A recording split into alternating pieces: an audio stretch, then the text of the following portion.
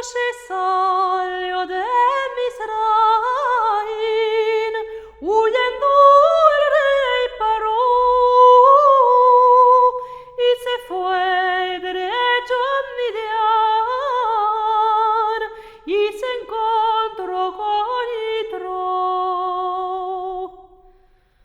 Le dio así por a su hija, porque era temiente de Dios.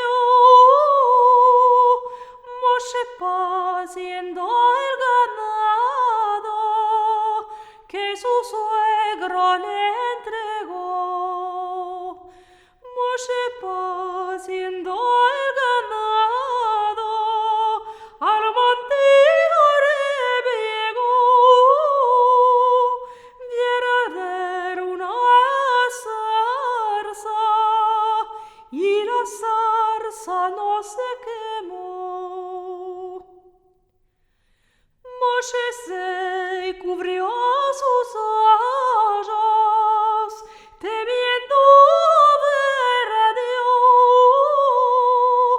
Oyó una voz que decía: Moshe, Moshe, mi siervo, descalza los tus zapatos, que en lugar santo estás tú. Te irás derecho a Misraim y dirás al rey Paró que te entregue las llaves de mi pueblo el hebreo, y si no te las entregare, castigarle quiero yo con 10 plagas que